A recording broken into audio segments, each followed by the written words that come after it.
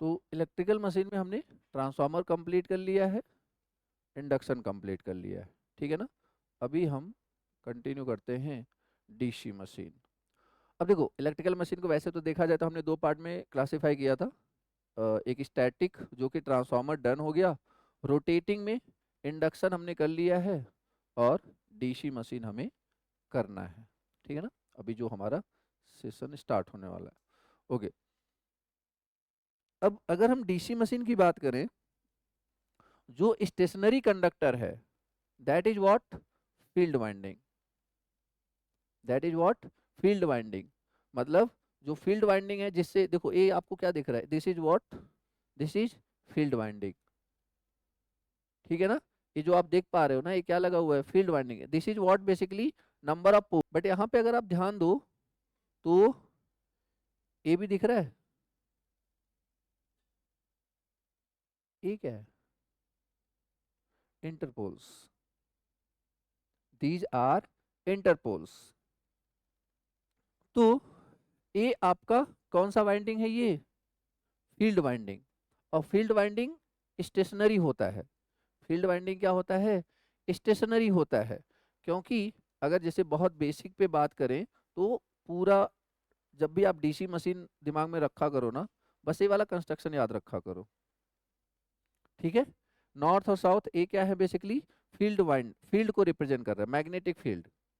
और ये north pole south pole, actually ये क्या है फिर, ये है, ये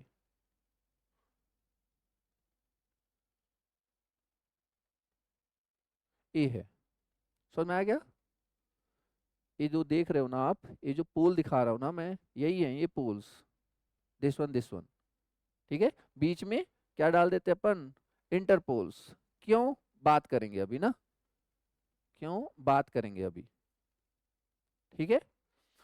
तो जो फील्ड वाइंडिंग है उसमें आप कौन सा सप्लाई दोगे, डीसी सप्लाई, सिंपल सी बात है, एक्सटर्नल डीसी सप्लाई। क्योंकि कांस्टेंट पोल क्रिएट करने हैं ना, north pole south pole fix pole create करने हैं।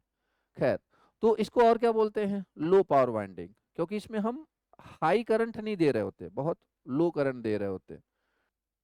अब अंदर चलते हैं, जो मैंने यहाँ पे बात करी आपसे, अब इसके अंदर चलते हैं। This is what basically, rotor, ठीक है। ये आपको एकदम राउंड सा दिख रहा है, बट प्रैक्टिकली डीसी मशीन का रोटर ऐसा दिखेगा आपको। इस पोर्शन को क्या बोलते हैं, आर्मेचर कोर। ये जो मटेरियल है इसको क्या बोलेंगे, आर्मेचर कोर। इसको क्या बोलेंगे, this is what, armature winding. इसको क्या बोलेंगे, इसके अंदर जो मटेरियल, इसके अंदर जो वाइंडिंग है उसको क्या बोलेंगे, फील्ड वाइंडिंग, ठीक है। इसके अंदर फील्ड वाइंडिंग, और ये आपका इसके अंदर आर्मेचर वाइंडिंग। तो देखो आर्मेचर वाइंडिंग कहाँ पे है, स्टेटर पे, रोटर पे, रोटर पे है, ठीक है ना। और हर एक, अगर आप ध्यान से देखो, इधर देखो, ये ढेर सारे कॉइल्स होते हैं। मतलब ऐसे, थोड़ी देर के लिए मैं समझाऊं मैं, ढेर सारे कॉइल्स होते हैं, मतलब ऐसे ढेर सारे नंबर ऑफ टर्न्स होते हैं। और इसमें से सिर्फ दो टर्मिनल निकालेंगे, और दोनों में से देखो एक टर्मिनल को यहाँ पे देखो क्या किया है, कनेक्ट किया है, देख पा रहे हो आप, विजिबल है क्या। ऐसा नहीं कि पूरे कॉइल को कनेक्ट करते हैं, पूरे कॉइल में से सिर्फ एक टर्न को कनेक्ट कर दिया तो बात हो जाती है, ठीक है। तो यहाँ पे देखो एक एक वायर क्या है, एक क्या है ये, that is what, commutator segment. That is what, commutator segment, ठीक है। तो रोटेटिंग कंडक्टर, किसको, रोटेटिंग कंडक्टर पे हमने क्या रखा है, आर्मेचर वाइंडिंग, या फिर हाई पावर वाइंडिंग, या फिर हाई पावर वाइंडिंग। तो ये जो हाई पावर वाइंडिंग है, डीसी मशीन के केस में क्या करेगा, डीसी मोटर के केस में क्या करेगा, इससे इसमें हम सप्लाई देंगे। और डीसी जनरेटर के केस में क्या होगा, इससे हम सप्लाई वापस लेंगे, किसकी हेल्प से, commutator plus brushes, commutator plus brushes, ये हमारी हेल्प करेंगे डीसी मशीन, डीसी मोटर के केस में supply in as a input देने में, और डीसी जनरेटर के केस में supply as a output collect करने में। एक किसका कंस्ट्रक्शन है, ये फील्ड वाइंडिंग का कंस्ट्रक्शन है। अब फील्ड वाइंडिंग में दो पॉसिबिलिटी हो सकती थी। What is field winding? ये वाला, ये क्या था, north pole south pole, north pole south pole ना। तो इसके लिए दो पॉसिबिलिटी है, या तो हम परमानेंट मैग्नेट यूज करेंगे या तो इलेक्ट्रोमैग्नेट यूज करेंगे। ये कौन सा मैग्नेट है? ये electromagnet. That is not a permanent magnet, क्योंकि इसमें हम कनेक्शन देंगे। तो दो पॉसिबिलिटी थे, परमानेंट मैग्नेट के और इलेक्ट्रोमैग्नेट के। ये कौन सी वाइंडिंग है? ये वाली, दैट इज आर्मेचर वाइंडिंग। ये क्या है? This one brushes. और ये क्या है? कम्यूटेटर या फिर स्प्लिट रिंग। एक रिंग है, उसको कई हिस्सों में स्प्लिट कर दो, क्या बन जाएगा? स्प्लिट करेंगे कैसे? With the help of insulation. ये देखो, ये इसके बीच में ना, इसके बीच में क्या लगा होता है? इंसुलेशन लगा होता है बेसिकली। समझ पा रहे हो क्या? ये जो देख पा रहे हो ना आप, इसके बीच में क्या लगा होता है? इंसुलेशन लगा होता है। ठीक है ना? खैर, तो या तो परमानेंट मैग्नेट यूज कर सकते थे या तो इलेक्ट्रोमैग्नेट। परमानेंट मैग्नेट यूज नहीं करेंगे, ये मतलब छोटे मशीनों में यूज होता है। तो मोस्टली हम कहाँ पे यूज करेंगे, किसको यूज करेंगे? इलेक्ट्रोमैग्नेट। ये देखो, ये क्या दिख रहा है आपको? एक क्या है ये? Field winding. और फील्ड वाइंडिंग में आपने क्या दे रखा है? करंट दे रखा है। Current carrying conductor produces what? Magnetic field. और वही मैग्नेटिक फील्ड किसकी तरह काम करेगा? As a electromagnet. ठीक है ना? क्लियर है? Okay. Construction of DC machine.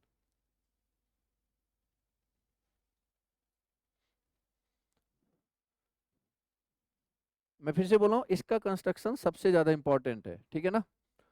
अब कंस्ट्रक्शन को समझने की कोशिश करते हैं। पहले मोटा मोटा हम इसे दो हिस्सों में डिवाइड कर देते हैं। एक स्टेटर पार्ट और दूसरा आपका रोटर पार्ट। ठीक है? एक स्टेटर पार्ट, एक रोटर पार्ट। चलो, जितना अभी आप तक समझे हो उसके हिसाब से बताओ, स्टेटर पे कौन कौन आएगा? एक एक करके बताओ, स्टेटर पे कौन कौन आएगा?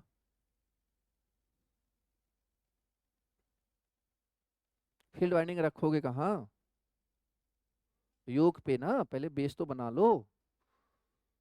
सबसे पहले क्या? योक या फिर फ्रेम। ठीक है? उसके बाद फील्ड पोल्स। ओके, ठीक है। Field poles, then field winding. ठीक है, फील्ड वाइंडिंग। और कुछ? हाँ, इंटरपोल्स। इंटरपोल्स भी कहीं ना कहीं कहाँ पे लगेंगे? स्टेटर पे ही तो लगेंगे इंटरपोल्स। ठीक है ना? इंटरपोल्स भी कहाँ लगेंगे? स्टेटर पे लगेंगे। इसके अलावा मतलब आप यहाँ पे मान लो स्टेटर, अगर मैंने ये इंटरपोल्स डाल दिए हैं, ठीक है ना? तो इतने पार्ट किसके हैं? किसके हैं? स्टेटर के। उसके अलावा अगर रोटर पे आ जाए तो बताओ क्या क्या है रोटर पे? डायग्राम देख के बोलो ना, क्या क्या है? Armature core. सही सही बोलो, आर्मेचर कोर। उसके बाद चलो आर्मेचर वाइंडिंग। इसके अलावा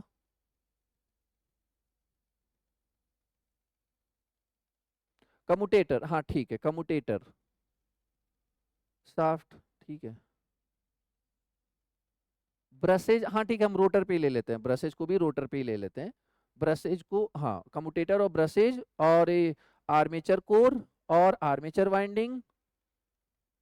ठीक है? आर्मेचर कोर हो गया, हाँ। ठीक है? तो कहने का मतलब, एक बार डायग्राम के थ्रू हमें इतनी सारी चीजें याद आ रही हैं। ठीक है? अब सिस्टमैटिकली सारी बातें करते हैं। तो सबसे पहले देखो, स्टेटर पार्ट्स। स्टेटर पार्ट्स को मैंने तीन हिस्सों में डिवाइड किया है। क्या क्या? एक तो योक या फिर फ्रेम, इस वाले पोर्शन को क्या बोलेंगे? योक या फिर फ्रेम। दूसरा फील्ड पोल्स, इसको क्या बोलते हैं? Field poles. अब देखो दिक्कत पता है क्या है? अब आपको लग रहा है कि आपने कंस्ट्रक्शन पढ़ लिया, मतलब कि लाइक जितने टर्म्स आपने बोले उतने ही हैं। एक्चुअली क्वेश्चन यहां से तो आएगा ही नहीं। अब देखो चीजें दिक्कत कहाँ आती हैं, ये जो फील्ड पोल्स है ना, इसके अंदर पता है क्या क्या चीजें हैं, इधर देखो, पोल core, pole shoe, pole face, pole arc, pole pitch. समझ में आ रहा है कुछ? आपको लगा कि लाइक ठीक है मैंने बोल दिया फील्ड पोल्स तो डन, क्वेश्चन यहां से नहीं आएगा, क्वेश्चन क्या होगा, क्वेश्चन इन टर्म्स से आएंगे। और एक, ये सब किसके हिस्से हैं, इसी फील्ड पोल के हिस्से हैं। क्लियर है क्या? ठीक है, तो एक एक करके सारा डिस्कस करते हैं। फिलहाल देखो, तो एक तो योक, दूसरा क्या, फील्ड पोल्स, दूसरा क्या आपका फील्ड पोल्स, और तीसरा क्या आपका फील्ड वाइंडिंग। तीन को मोटा मोटा देख लिया हमने। अब फील्ड वाइंडिंग के अंदर आगे चल के देखेंगे कि हाँ वो लैप वाइंडिंग होता है, वेव वाइंडिंग, सॉरी वो तो आर्मेचर में होता है, मतलब सिंपली सॉरी, ये जो फील्ड वाइंडिंग है वो सीरीज में कनेक्टेड है या शंट में कनेक्टेड है, मतलब सेल्फ एक्साइटेड है या सेपरेटली एक्साइटेड है एंड ऑल। ठीक है ना, वो सब फील्ड वाइंडिंग के लिए कनेक्शन में, टाइप्स ऑफ डीसी मशीन में जब जाएंगे तब देखेंगे। मतलब फील्ड वाइंडिंग में हमें ज्यादा कुछ देखना नहीं है, बस इतना पता होना चाहिए कि फील्ड वाइंडिंग में हमें कौन सा सप्लाई देनी है, डीसी सप्लाई देनी है, लो पावर वाइंडिंग है, high power winding, low power winding. ठीक है, दैट इज ओके।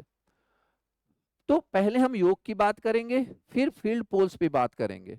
अब योग का भी अभी हम देख लेंगे एक एक करके, बट पहले मैं आपको ना आज के सेशन में सिर्फ टर्म से इंट्रोड्यूस कराना चाह रहा हूँ।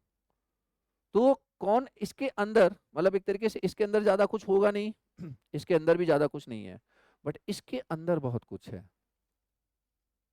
फील्ड पोल्स किसको बोलते हैं, जो बेसिकली एक तरीके से फील्ड पोल को क्रिएट करते हैं, मतलब north pole south pole create कर रहे हैं, पोल क्रिएट कर रहे हैं। ठीक है ना, ठीक है, इधर आ जाओ। तो इसको और क्या बोलते हैं, फील्ड पोल्स या फिर फील्ड मैग्नेट, फील्ड पोल्स या फिर फील्ड मैग्नेट। मैग्नेट क्यों बोले, समझ में आ रहा है नाम, फील्ड मैग्नेट, क्योंकि ये मैग्नेट की ही तो बनाएंगे ना हम, चाहे वो परमानेंट मैग्नेट हो चाहे इलेक्ट्रोमैग्नेट हो, बनाएंगे क्या, मैग्नेट ही। तो इसे क्या बोलते हैं, फील्ड पोल्स या फिर फील्ड मैग्नेट। क्या है ये पोल कोर, पोल कोर, बताओ पोल कोर किसको बोलते हैं पता है? ये जो आप यहाँ पे ध्यान दो, इसको, ये चीज देखो, ये जो है ना, इसको बोलते हैं पोल कोर, मतलब इस वाले हिस्से को क्या बोलते हैं, पोल कोर, या फिर इस वाले हिस्से को क्या बोलते हैं, पोल कोर। समझ में आया? दूसरा टर्म क्या है, पोल शू। अब ये जो कर कर वाला पाथ पोर्शन है, इस वाले पोर्शन को, इस वाले पोर्शन को क्या बोलते हैं, पोल शू।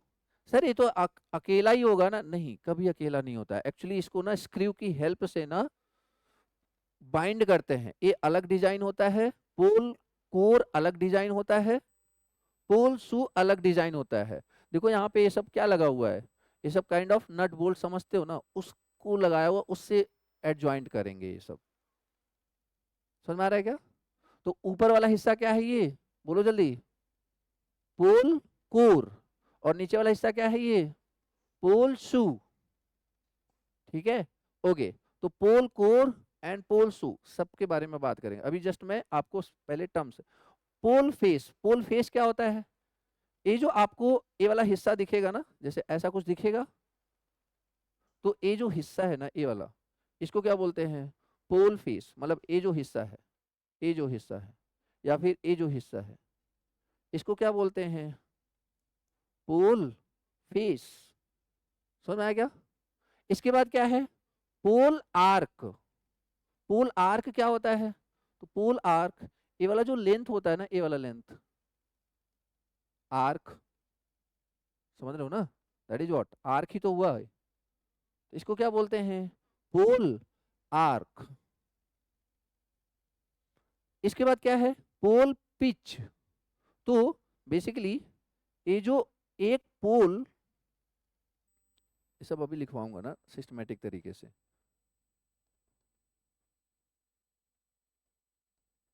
जैसे देखो, इसको मैं इस तरीके से हिस्से में डिवाइड कर सकता हूं मैं, चार हिस्से में डिवाइड हो जाएगा। ठीक है ना। अब यहाँ पे देखो, इस लेंथ को आपने क्या बोला, इस लेंथ को आपने क्या बोला, पोल आर्क। और ये जो लेंथ है ना, ये वाला, इसको पता है क्या बोलते हैं, पोल पिच। समझ में आया? फिर से सुनो, क्या था, ये जो रेड वाला है इसको क्या बोलते हैं, पोल आर्क। और ये जो, मतलब आप अगर सपोज सपोज दो पोल का मशीन होता, सपोज दो पोल का मशीन होता है ये,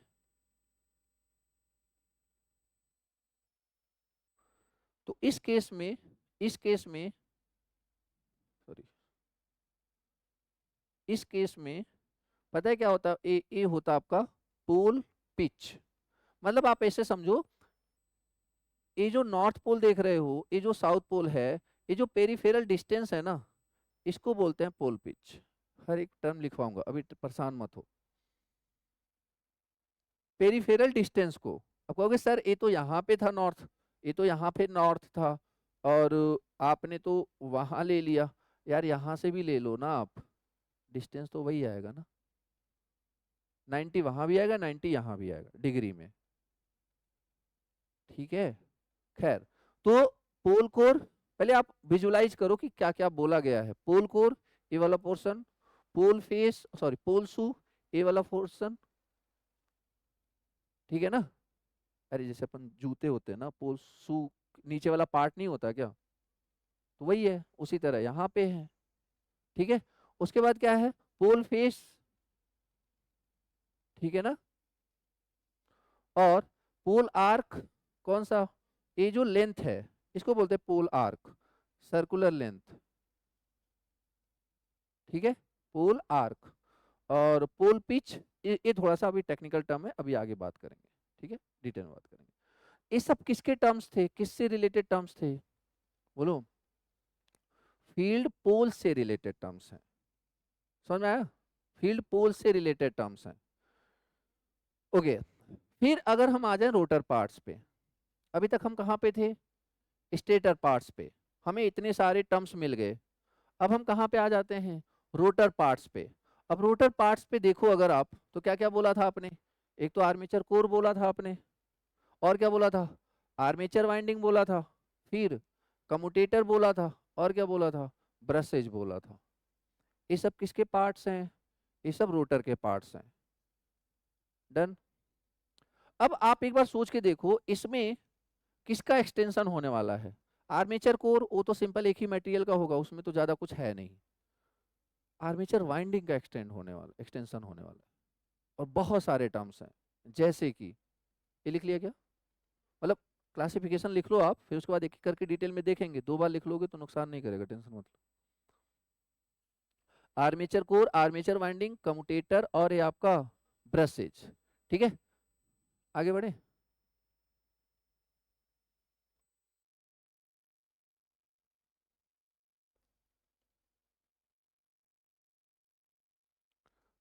मशीन को आसान बनाने के लिए कंस्ट्रक्शन को बहुत ढंग से पढ़ना बहुत जरूरी होता है, याद रखना, चाहे वो ट्रांसफार्मर हो चाहे इंडक्शन हो। ठीक है, वरना पूरा बीटेक खत्म हो गया, समझ में नहीं आता एयर गैप होता क्या है। समझ रहे हो, एयर गैप होता क्या है, बस हाँ ठीक है वो जगह, मतलब लाइक उससे क्या क्या चीजें हैं, कैसे वो ज्यादा होगा कम होगा, क्या फर्क पड़ेगा, वो सारी चीजें। तो चीजें जब से आपको ये नहीं पता होगा कि कैसा दिखता है, तब से आप टर्म से रिलेटेड बातें नहीं बता सकते। समझ में आ रहा है क्या। ठीक है, तो अभी हम किसका एक्सटेंशन करने वाले हैं, आर्मेचर वाइंडिंग का। कम्यूटेटर पे भी डिस्कशन होगी हमारी, कम्यूटेटर पे भी डिस्कशन होगी, बट वो जो प्रोसेस पढ़ेंगे ना कम्यूटेशन, वहां पे डिस्कस करेंगे कम्यूटेटर के बारे में। Commutation is a process, commutator is a like a component of DC machine. This is the basic difference between commutation and commutator. ठीक है ना, तो commutation is a process. Clear, okay. अब बात करते हैं आर्मेचर वाइंडिंग में। अब आर्मेचर वाइंडिंग में टर्म्स देखो क्या क्या होंगे, क्या क्या होंगे, कंडक्टर, और कंडक्टर होंगे, या फिर और टर्न्स होंगे, क्वाइल्स होंगे, क्वाइल साइड्स होंगे, और क्वाइल स्पैन होगा। ये सब टर्म्स होंगे, किससे रिलेटेड, आर्मेचर वाइंडिंग से रिलेटेड।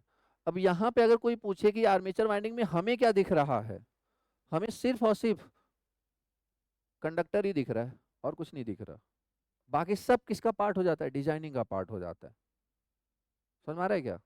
जैसे कंडक्टर, हाँ ठीक है कंडक्टर है, टर्न्स, तो ए जैसे एक राउंड लगा लिया, एक कंडक्टर ने राउंड लगा लिया तो उसको क्या बोलते हैं, एक टर्न। कॉइल, ये जो कलेक्शन देख रहे हो आप, कलेक्शन, ये जो कलेक्शन ढेर सारे नंबर ऑफ टर्न्स का कलेक्शन, उसी को क्या बोलते हैं, कॉइल। एक एक कॉइल साइड ए है, एक अपोजिट में भी एक कॉइल साइड होगा, मतलब ढेर सारा गुच्छा ऐसे गया होगा ना, तो एक कॉइल साइड ए है, एक कॉइल साइड ए है, तो इसी को क्या बोलते हैं, coil sides, that is coil sides. और कॉइल स्पैन, कि एक कॉइल साइड, दो कॉइल साइड के बीच का डिस्टेंस जो होता है ना, उसी को क्या बोलते हैं, कॉइल स्पैन। अभी सब बातें करेंगे, बस आप टर्म्स लिखो। तो conductor, turns, coil, coil side, coil span, ये चीजें तो हमें दिख रही हैं। अब जब बात करते हैं डिजाइनिंग की, तो आर्मेचर वाइंडिंग की डिजाइनिंग से रिलेटेड कुछ इंपॉर्टेंट टर्म्स हैं, जैसे कि pole pitch, back pitch, front pitch, resultant pitch, commutator pitch, coil span और coil pitch. These are terms related with armature winding designing. ठीक है ना? तो जब कंस्ट्रक्शन पढ़ेंगे तो साथ साथ में हम इसको भी देख लेंगे कि पोल पिच क्या होता है। अ, अब देखो पोल पिच अगर आप ध्यान दो, तो पोल पिच स्टेटर पे भी आया, पोल पिच स्टेटर पे भी आया, और पोल पिच रोटर पे भी आ रहा है। तो जो स्टेटर वाला पोल पिच है उसको हम स्टेटर के टर्म्स में देखेंगे, जो रोटर का पोल पिच है उसको हम रोटर के टर्म्स में देखेंगे। ठीक है? तो pole pitch, back pitch, front pitch, resultant pitch, commutator pitch and coil span और coil pitch. What is pitch? What is pitch? दिन भर तो क्रिकेट खेलते रहते हो, पिच ही नहीं पता क्या होता है पिच? सिंपली जो डिस्टेंस होता है ना, जो एक तरफ स्टंप लगाया दूसरी तरफ स्टंप लगाया, वो जो बीच का लेंथ है, पिच किसको रिप्रेजेंट कर रहा है, उस लेंथ को रिप्रेजेंट कर रहा है। तो दो कॉइल, दो पॉइंट्स के बीच के डिस्टेंस को ही क्या बोलते हैं, पिच बोलते हैं। समझ में आ रहा है कि नहीं? जैसे क्रिकेट खेलते हो तो लाइक ये जो है ना, इसी को क्या बोलते हैं, पिच बोलते हैं। पिच क्या रिप्रेजेंट कर रहा है, डिस्टेंस, कि हाँ ठीक है 22 गज का होगा वॉट एवर। समझ में आएगी नहीं? तो पिच, यही पिच मतलब क्या है, बेसिकली डिस्टेंस।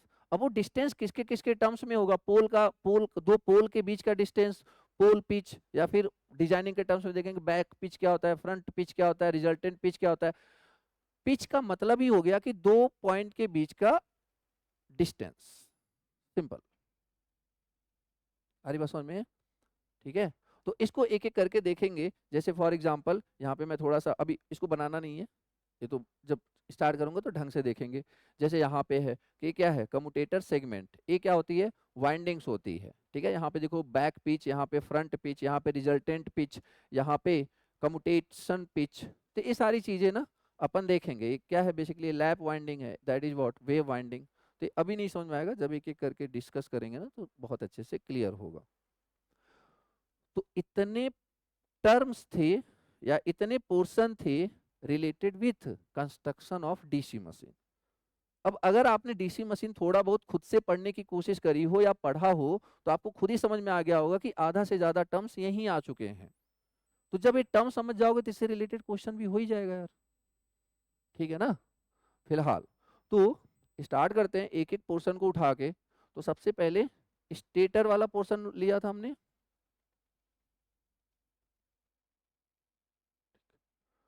योक किसको बोलते हैं, इसको बोलते हैं। ठीक है? ये जो आउटर पार्ट दिख रहा है ना आपको, इसी को क्या बोलते हैं, योक या फिर फ्रेम। इसके अंदर अपन क्या पुट करेंगे, जो फील्ड वाइंडिंग है या फिर फील्ड, क्या बोलते हैं उसको, फील्ड पोल्स। इसके अंदर अपन क्या डालेंगे, फील्ड पोल्स। फील्ड पोल्स पे तो फील्ड वाइंडिंग देंगे ना हम। ठीक है। और फील्ड पोल्स में क्या क्या होता है बताओ जरा, फील्ड पोल्स में क्या क्या होता है? Pole core, pole shoe, pole face, pole arc, pole pitch. Very good. ठीक है। तो पहले अपन बात करते हैं योक और फ्रेम की। तो योक है क्या? That is what? Outer frame of the DC machine. एक ठीक simple, outer frame of the DC machine. अब ये जो कहीं ना कहीं मैग्नेटिक फ्लक्स थोड़ा बहुत तो लिंक होगा ही होगा, तो इसको कैसा होना चाहिए? मैग्नेटिक मटेरियल का होना चाहिए, मतलब इसकी परमिबिलिटी क्या होनी चाहिए? हाई होनी चाहिए। और रिलक्टेंस क्या होना चाहिए? लो होना चाहिए। सिंपल सी बात है, अगर हम मैग्नेटिक फील्ड से डील करेंगे तो मैग्नेटिक मटेरियल होना चाहिए, और मैग्नेटिक मटेरियल की बेसिक प्रॉपर्टी क्या होनी चाहिए? कि परमिबिलिटी शुड बी हाई और रिलक्टेंस शुड बी लो। तो ये वही चीजें जो आपको ऑलरेडी आती हैं, बस मैं यहाँ पे रिलेट कर रहा हूँ ताकि अलग से पूछ ले कि योग की प्रॉपर्टी क्या होती है तो आप घबरा ना जाओ। ठीक है ना? ओके। तो किसका बना होता है? तो एक ऐसे मटेरियल का बना होगा जिसकी परमिबिलिटी क्या होगी? हाई, रिलक्टेंस क्या होगा? लो, एंड मैकेनिकल स्ट्रेंथ भी क्या होगी? हाई। संभालना है ना उसको, रोटेटिंग पार्ट या वाइब्रेशन पार्ट को संभालना है पूरा इसको, तो mechanical strength should be high. अगर स्मॉल मशीन की बात करें तो नॉर्मली ये किसका बना होता है? कास्ट आयरन का। बट अगर लार्ज मशीन की बात करें तो या तो एक कास्ट स्टील का बना होता है, या फिर रोल्ड स्टील का बना होता है, या फिर फैब्रिकेटेड स्टील का बना होता है। मतलब सिंपल सा याद रखो, small machine cast iron, large machine steel, cast steel. समझ में आ गया? जो योक है अगर स्मॉल मशीनों में बात करेंगे तो कास्ट स्टील का बनेगा, और अगर थोड़े से बड़े साइज में जाएं तो किसका बनेगा? कास्ट स्टील, या फिर रोल्ड स्टील, या फिर फैब्रिकेटेड स्टील। ठीक है। स्मॉल मशीन और लार्ज मशीन, ये पॉइंट आप अलग अलग याद रखोगे। ओके। अब एक बात सोच के देखो, ये जो फ्रेम है, क्या इसको वेरिएबल, इसके आसपास जो भी फील्ड होगा, देखो दो फील्ड है, एक फील्ड वाइंडिंग का फील्ड, एक आर्मेचर वाइंडिंग का फील्ड। बताओ वेरिएबल फील्ड किसका है? फील्ड वाइंडिंग का, आर्मेचर वाइंडिंग का? आर्मेचर वाइंडिंग का। या फिर रोटेटिंग मैग्नेटिक फील्ड किसका है? आर्मेचर वाइंडिंग का। क्योंकि वहां पे तो अंदर एसी प्रोड्यूस हो रहा है ना। एसी किस में है? आर्मेचर वाइंडिंग में, डीसी वाइंडिंग, फील्ड वाइंडिंग में, आर्मेचर वाइंडिंग में। तो अल्टरनेटिंग मैग्नेटिक फील्ड किस में प्रोड्यूस होगा? आर्मेचर वाइंडिंग में। क्या आर्मेचर वाइंडिंग डायरेक्टली योक के कांटेक्ट में है? नहीं। तो अगर योक के कांटेक्ट में नहीं है तो क्या इसमें मैग्नेटिक मटेरियल में होने वाले लॉसेज जैसे कि एडी करंट और हिस्टैरिसीस लॉस ये होंगे क्या? क्योंकि एडी करंट और हिस्टैरिसीस लॉस होने के लिए कंडीशन ये है कि जो कंडक्टिंग मटेरियल है it should be placed in a variable magnetic field. What is that conducting material? That is cast iron. Cast iron is what? Conducting material. And placed in a variable magnetic field. But in variable magnetic field तो armature का है ना, उसके direct contact में थोड़ी ना है। ये तो डायरेक्ट कांटेक्ट में किसके साथ है? फील्ड वाइंडिंग के साथ, या फील्ड फ्लक्स के साथ। और फील्ड फ्लक्स इज वेरिएबल और कांस्टेंट? कांस्टेंट। तो क्या इसमें एडी करंट और हिस्टैरिसीस लॉस होगा? अगर नहीं होगा तो क्या हमें इसको लेमिनेट करने की जरूरत है? नहीं है। इसलिए कास्ट आयरन या कास्ट स्टील या फिर फ्रेम या फिर योक को हम क्या नहीं करते? लेमिनेट नहीं करते। समझ में आई क्या बात? ठीक है। तो no need of lamination to the yoke since flux in DC machine is stationary. ठीक है। फ्लक्स डीसी मशीन स्टेशनरी, मतलब ये जो लाइन लिखी गई है ना, ये फील्ड के लिए है। फील्ड पोल्स की जो फ्लक्स है वो स्टेशनरी है, ना कि आर्मेचर की। ठीक है। Hence there is no hysteresis and eddy current losses in yoke of DC machine. जब चीजें समझाई जा रही हैं तो समझने पे ज्यादा फोकस करना, समझ में आ जाए फिर टाइम बच रहा है तो लिखो, कोई दिक्कत नहीं है। ठीक है। बट ऐसा ना हो कि लिखने के चक्कर में आप समझना भी छोड़ रहे हो, फिर गलत हो जाएगा। लिखने को आप किसी और के नोट से भी लिख सकते हो, मैं बार बार नहीं बोलूंगा। डन। क्या ये सारी लाइनें क्लियर है? ठीक है, सारी लाइनें क्लियर हैं। ओके, अब यहाँ पे क्वेश्चन बनता है कि what is the main purpose of yoke or frame. ठीक है ना, योक आर फ्रेम। तो देखो क्या क्या पर्पज है। पहली बात तो इसके अंदर, अब ऑब्वियस सी बात है, इसके अंदर जो भी कंपोनेंट रहेगा सबको प्रोटेक्ट करेगा। सिंपल सी बात है, सबको क्या करेगा? प्रोटेक्ट करेगा। तो पहला पॉइंट यही है, it protect the internal machine parts like armature winding field poles and all. ठीक है, पहला पॉइंट। दूसरा, the yoke houses the magnetic field system.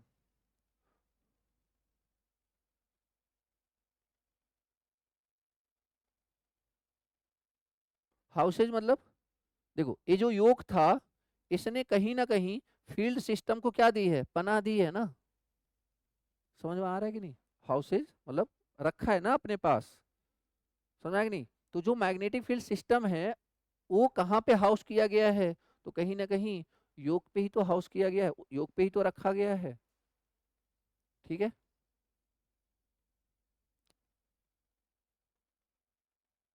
तो क्या लिखा है? The yoke houses the magnetic field system. Clear है लाइन? नेक्स्ट लाइन क्या है? It provides a low reluctance path to the working magnetic flux. ये जो देखो, ये वर्किंग मैग्नेटिक फ्लक्स है। कौन? ए। किसी एक पोल का जो फ्लक्स होता है दैट इज व्हाट? फाई। एक एग्जाम में क्वेश्चन पूछा गया है, एई का कहीं से क्वेश्चन था कि किसी पॉइंट पे फ्लक्स कितना होता होगा, बताओ। What is the flux at any point? Yoke के किसी भी पॉइंट पे फ्लक्स कितना होगा? Phi by two. क्योंकि फाई तो यहाँ का है ना, तो आधा इधर जाएगा आधा इधर जाएगा, तो कितना हो जाएगा? Phi by two. समझ में आया? यह flux per pole is what? Phi. तो अब ये एक पोल कहीं ना कहीं दो हिस्सों में डिवाइड हो रहा है ना। देखो, इधर से फाई बाई टू आया, इधर से फाई बाई टू आया, तभी तो यहाँ पे कितना होगा? फाई होगा। या फिर इधर से फाइव, इधर गया फाइव बाई टू, इधर भी गया फाइव बाई टू, तभी तो यहाँ, इसका मतलब यहाँ से निकला कितना था? फाइव निकला था। समझ में आया कि नहीं? लाइन लिखी है, टेंशन यहाँ पे लिखी है लाइन।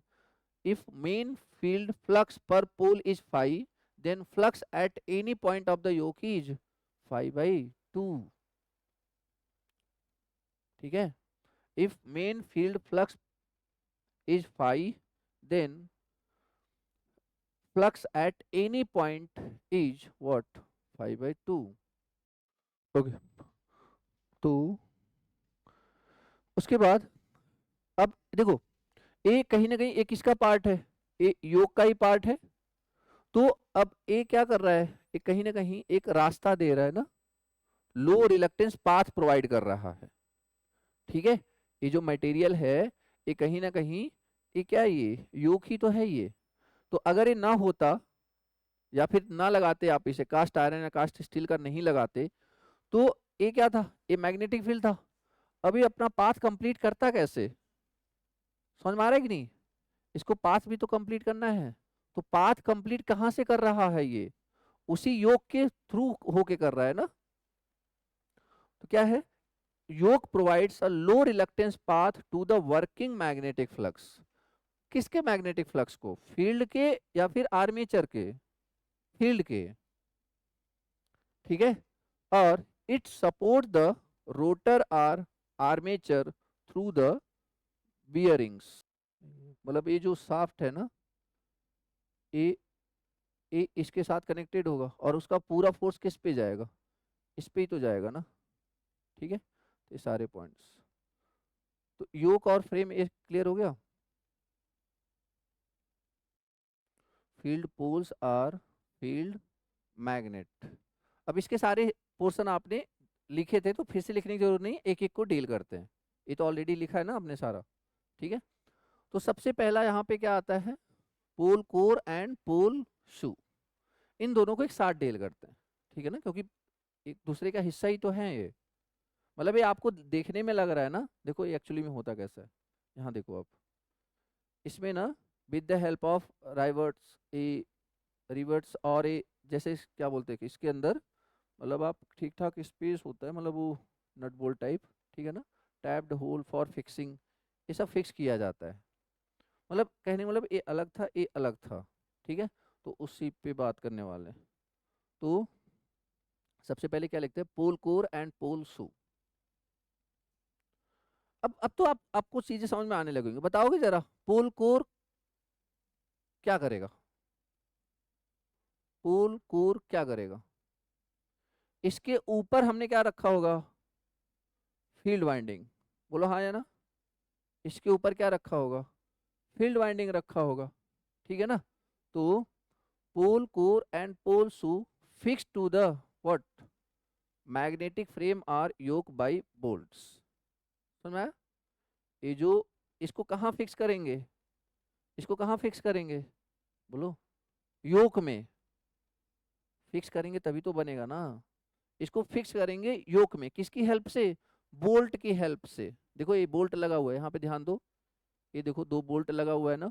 तो इसको किस में फिक्स करेंगे, योक में, फ्रेम में, क्योंकि ये मूव थोड़ी करना चाहिए इसको, इसको तो फिक्स करना है ना हमने।